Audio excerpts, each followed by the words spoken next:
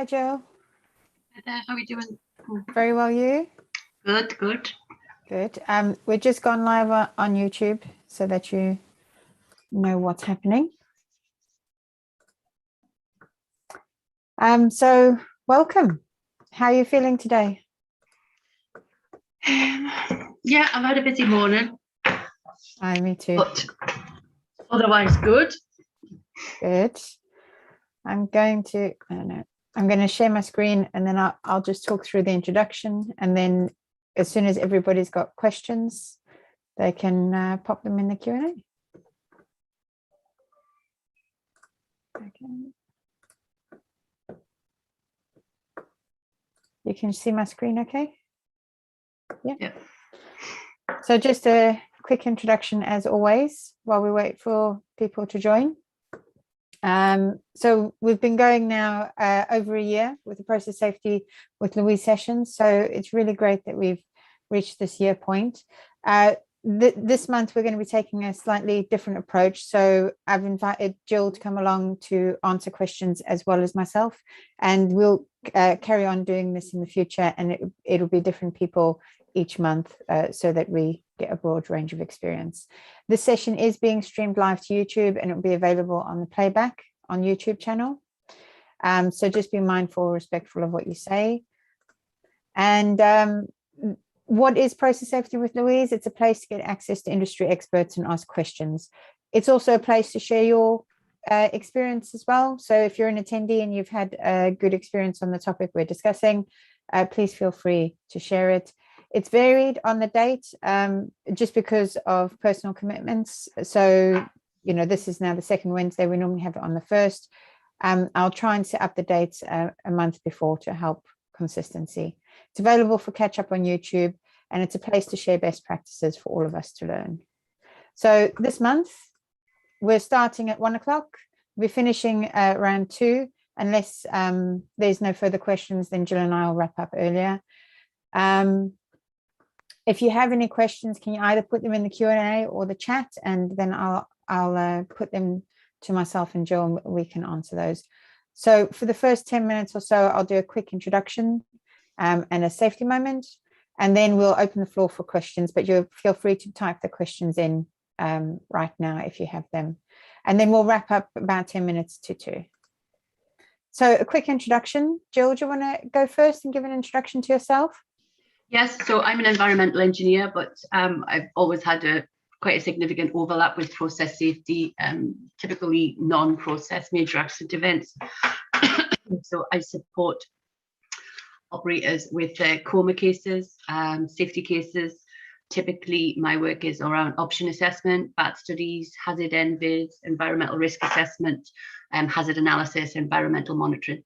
I also do quite a lot of training for international clients, again, typically oil and gas operators, but I do support all the hazardous sectors. Excellent. And I know that the webinar that we did before the Q&A session about the environmental risk assessment is one of the most popular on my YouTube channel. So wow, thank you. Yeah.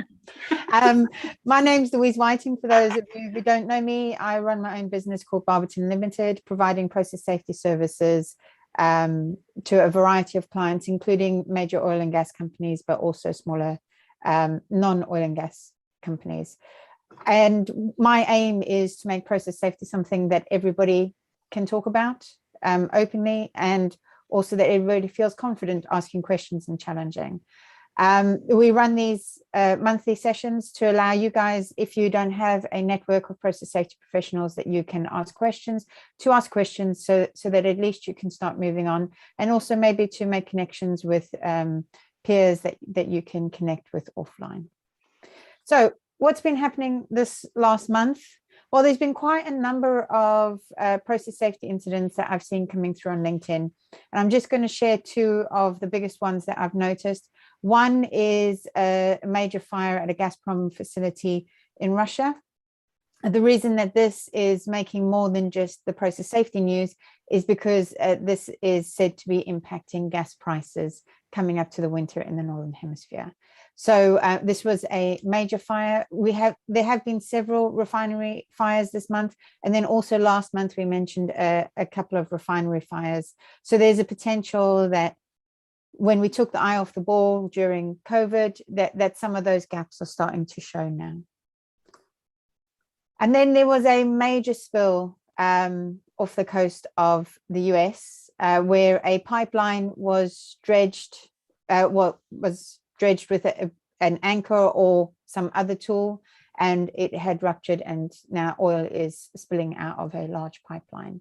I don't know, George, you want to add any more to that story? Yeah, so I mean, obviously I caught this in the news last week.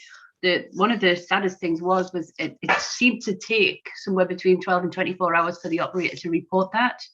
Wow. And then in further news, they don't know that the last anchor that hit the pipeline was actually the first one. So it may have been multiple collisions that actually led it to the, 33 centimeter hole that was led to the spill.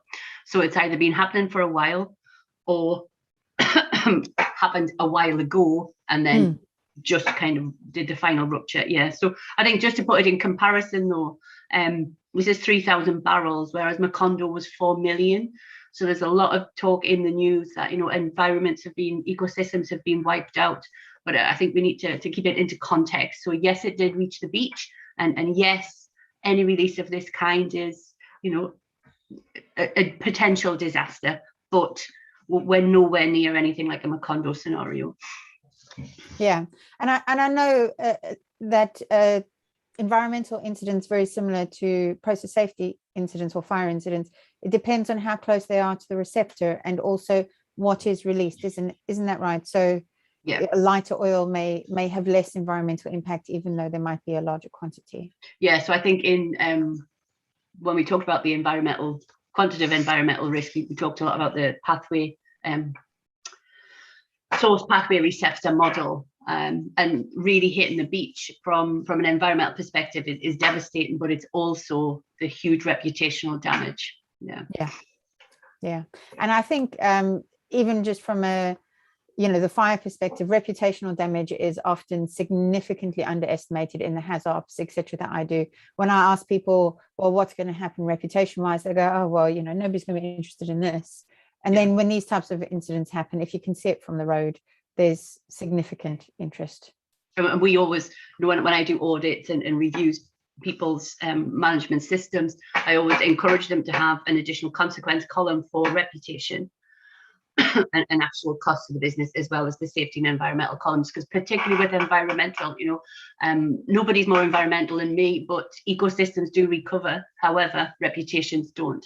So you often find that the reputational damage of a relatively minor spill far exceeds the actual environmental damage. So you should manage the risk accordingly.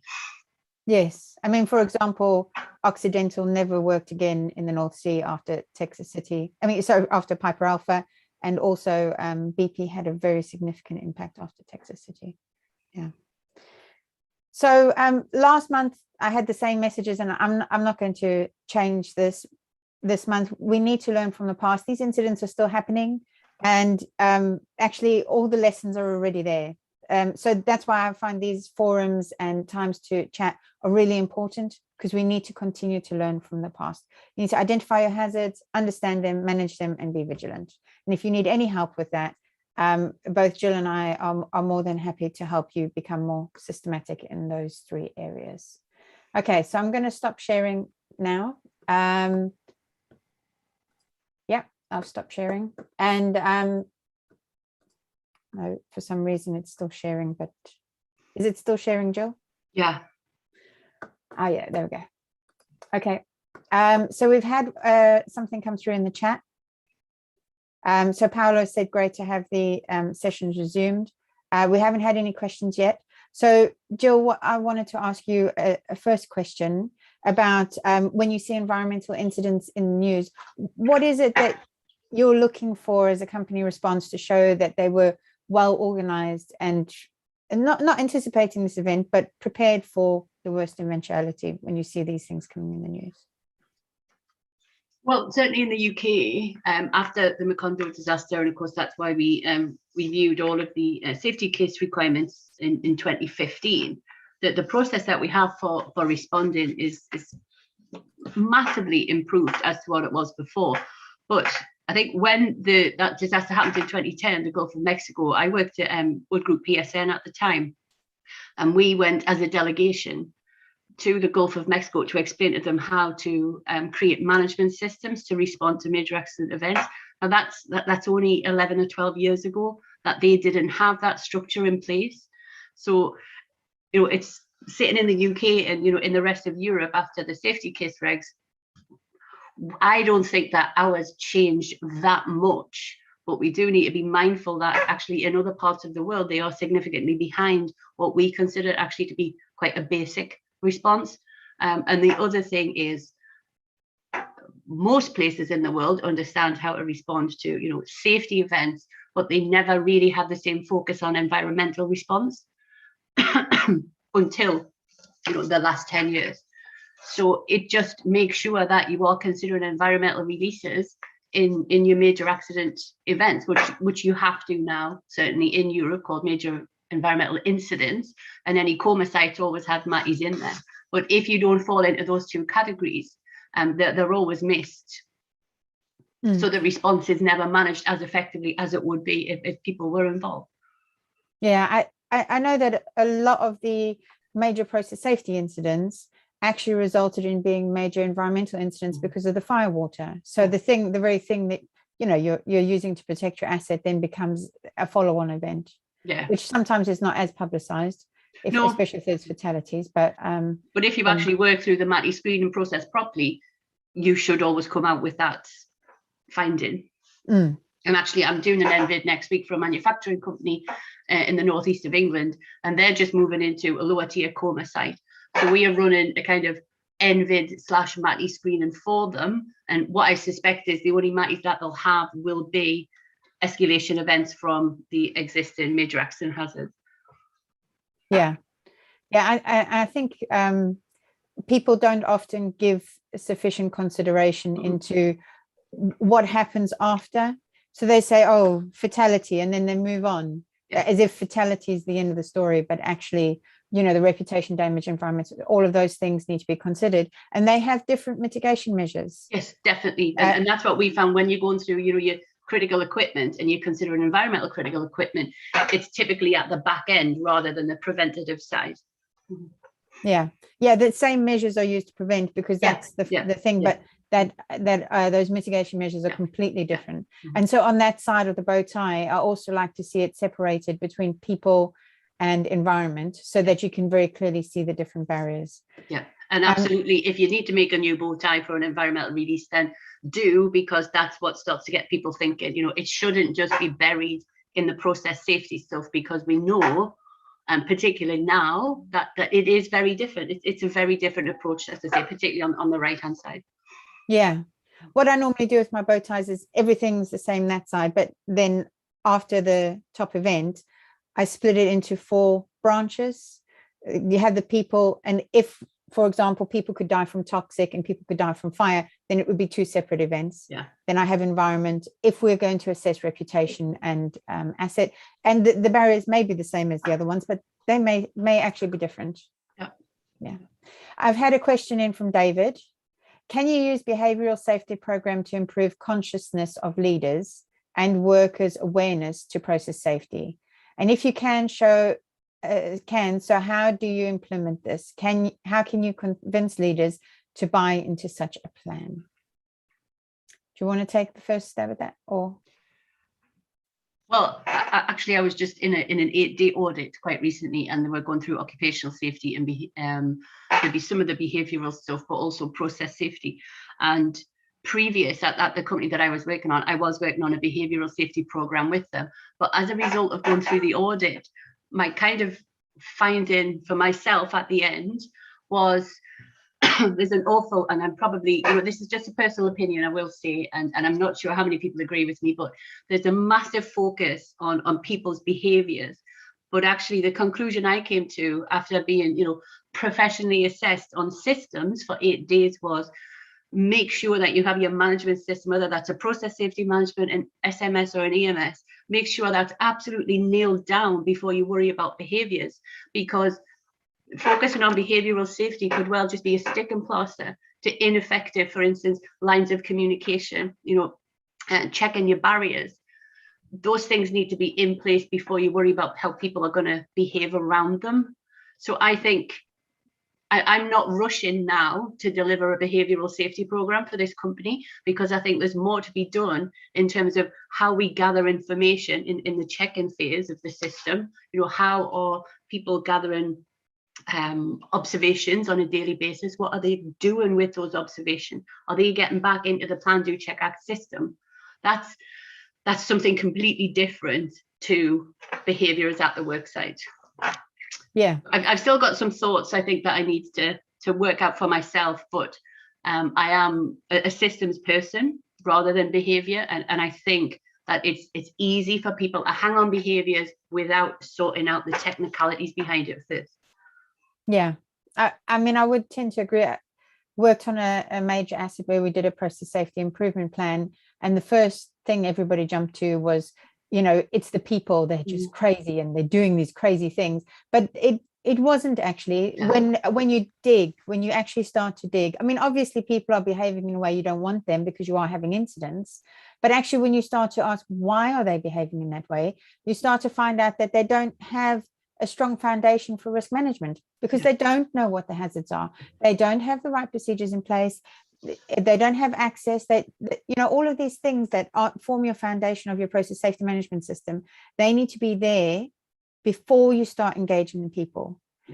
Because otherwise they don't actually believe you want to improve process safety. This is just lip service. You're just talking because it's a good sales pitch. So because I made the mistake when I was doing that first improvement plan to try and do everything simultaneously. So improve the base documentation, but also engage the workforce at the same time. And what happened was, by the time I was ready with all of the information about, how to manage hazards, what hazards we had, the workforce, they got all energized with me, but then they kind of stopped, and I needed to re-energize them again. So definitely trying to get at least a good picture of what your major hazards are. Make sure you've got all your things identified, and then if you can, update your procedures before and all your other documentation. But if not, engage so that you can get that momentum to carry on the journey. But defining really what the problems are at your facility, that's critical before you do that other step, I found, because but it was a tendency in a mature organization to assume that the reason that things are not happening is because that people are misbehaving, but it's not normally in my experience. It's not the case. And I think the worst thing you can do is if somebody reports something to you, or there's a deviation and you don't follow it through and report back to them, then they don't tell you anything else. That's not a behavior. It's because you didn't have the effective system to follow that report round. It's very easy to blame people, like you say. So David's just given some feedback. Sounds great, thanks. So would you have a recommendation on a safety conversation as well as part of your leading indicator to identify the level at which you could be short for? I agree, having a process safety management system functional is as a start as well. So I think with leading indicators, it's tricky. The most important thing I found with leading indicators is to make them something that can actually be changed and can be effectively attributed to a barrier. So you really need that good understanding of your hazard, your barriers, your initiating events, and your mitigation, your preventative and your mitigative barriers. And then once you have that, you can then start to go, okay, I want to know about these safety conversations, but I don't want to know whether somebody went on site and had a conversation with somebody. I want to know if they had a conversation about barriers on this system or barriers on that system, or how they manage the permits when they intervene on this type of system, because loss of containment from permit to work activities is one of our major threats. Those are the types of, that's the quality that I want to know in my leading indicator, is that they're talking about those process safety events. If we're worried about environmental, I imagine you'd be wanting to know if those safety conversations included discussions on the key barriers, like the dikes, were the drain valves closed? Were the drains free flowing if they need to be free flowing, and those types of things? Have actually people engaged with the topic rather than just having a conversation? I don't know. Jill, but in the most part, it's difficult enough to get people to make any observations. So I wouldn't, at the level of a person on the, at the work site, I wouldn't probably explain it in those words, Louise, because we just ask people just report anything, and we're into words like hazard hunt. Whether what they've written down is an observation on a barrier, then that's for the HSE people to deal with, rather than we just say report anything that you see that's untoward in an observation reporting system. Obviously, there's other higher levels if it's a major deviation against the standard. Yeah, no, I was thinking about, because I've been in organizations where there's been a metric for leadership conversations with frontline. Yeah, I've got that as well. Yeah, and if you just have that metric of conversations, it doesn't help want to know the quality of the conversation. Yeah.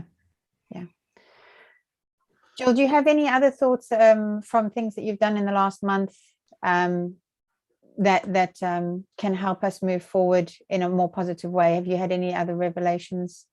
I haven't had any other revelations, but sadly, I reported on the anniversary of an accident, was it yesterday only, of an oil tanker that exploded in Singapore in 2012, I think, or maybe a bit long, not very long ago, certainly within the last 20 years. And it was again because somebody was doing hot work in an adjacent tank to a tank that was contaminated with oil. And it feels like that's almost an annual event.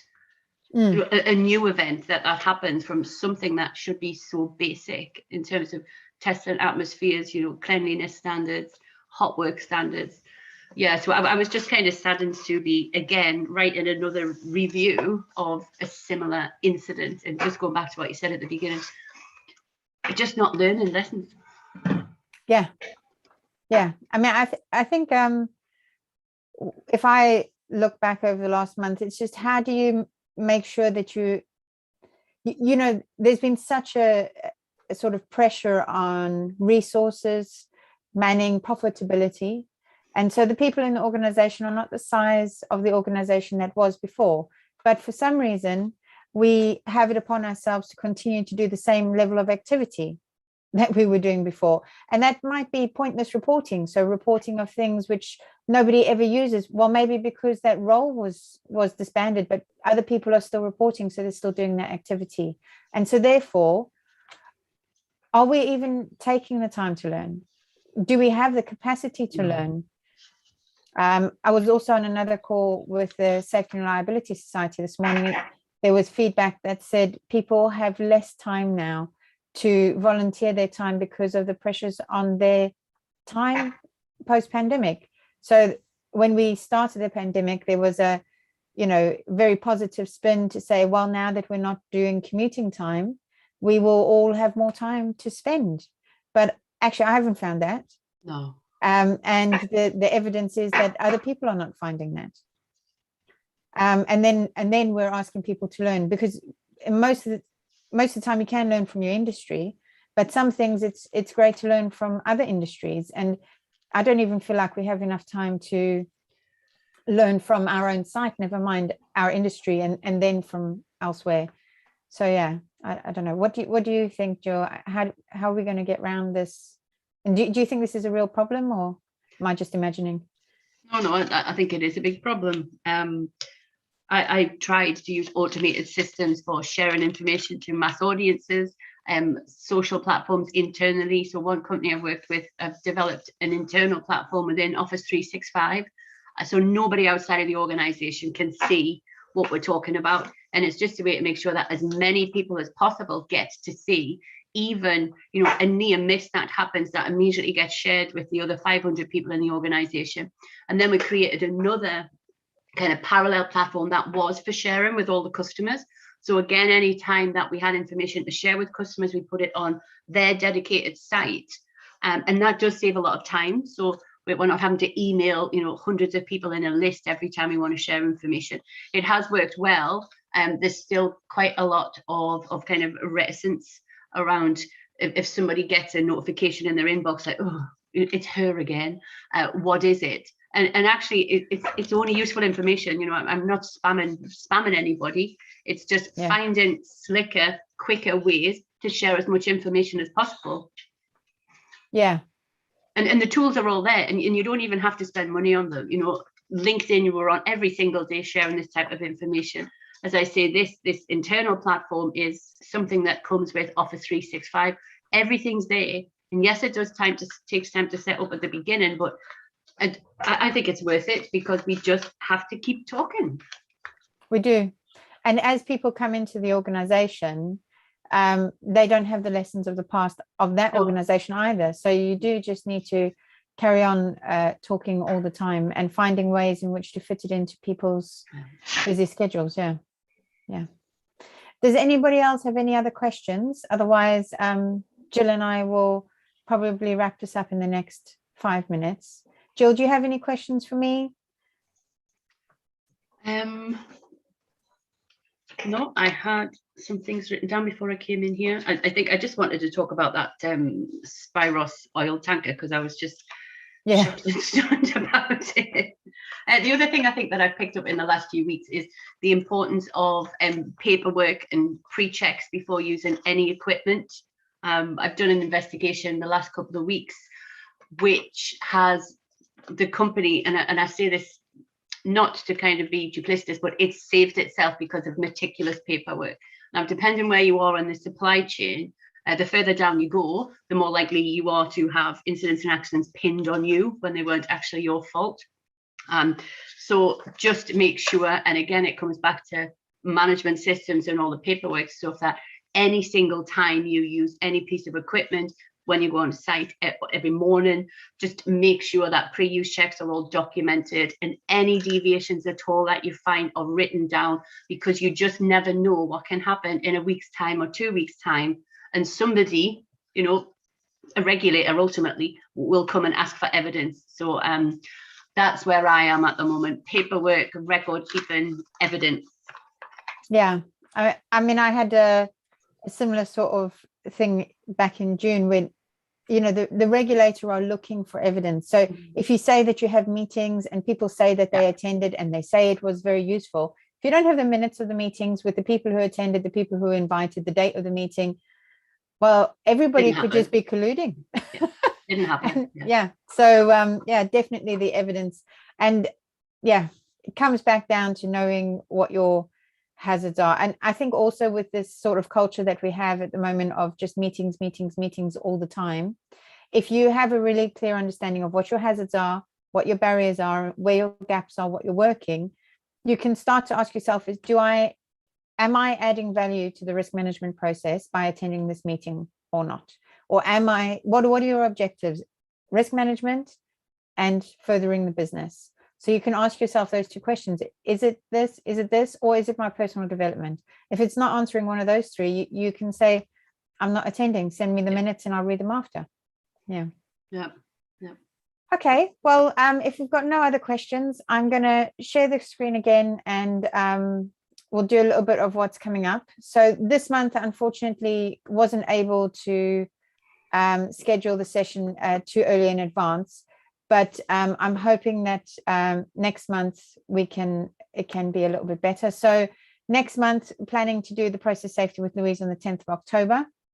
So I'll check with Jill and a few others on timing of that and what time to set that. If you need any resources on process safety, check out louisewhiting.com or check me out on LinkedIn. I know Jill posts a lot of useful information as well about environmental resources. So check that out as well if you need anything else. Sorry, Louise, that's 10th of November. November, correct. Yes. Yeah. Okay, so we'll see you on the 10th of November at some time on that day. And then I'll try and pop that in as a LinkedIn event in the next couple of days so that we can finalize the time. Okay. All right. Well, thank you all very much for coming. Thanks for your questions. And we'll see you next month. Thanks, Jill. Thanks, Anne. Take care. Bye.